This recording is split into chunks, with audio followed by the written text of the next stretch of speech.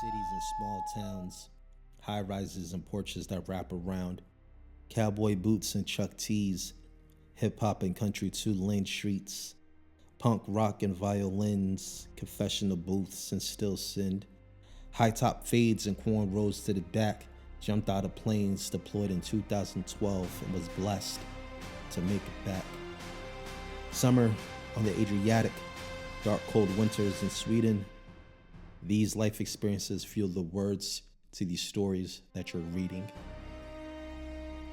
This morning when I was journaling, the words just sort of took me in this direction to write, I guess a poem, this internal monologue, whatever you want to call it. But it is the perfect example of the duality of my life.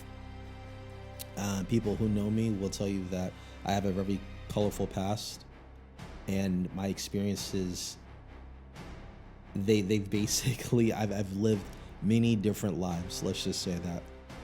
And originally that used to show up in my music.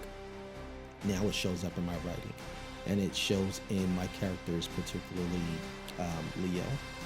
And the Everborn Chronicles, which was officially released February 3rd, 2026, is an urban fantasy, a psychological thriller, and it has the restraint of Nordic noir.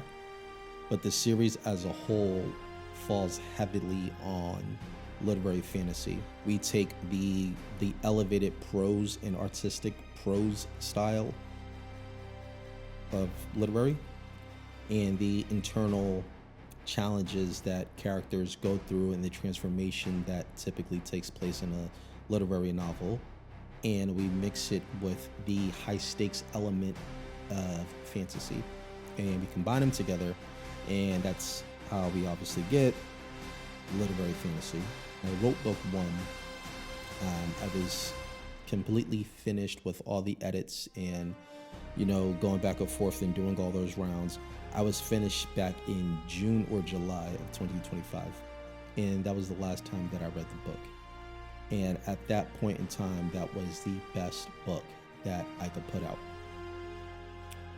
Now, fast forward, after plotting book two, and I'm about, a little over 50% done with book two, and knowing what the next books are going to be, I understand book one a lot better because I've lived with the characters.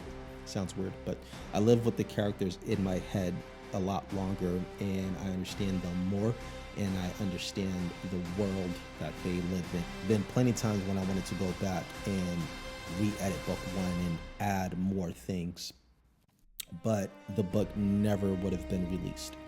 So my one advice for just creators and writers in particular is that write the story, get it edited, do all the things that you're supposed to do with it, and come to a point where you need to just put it out, and understand that you're always going to feel like you could write a better version of that story.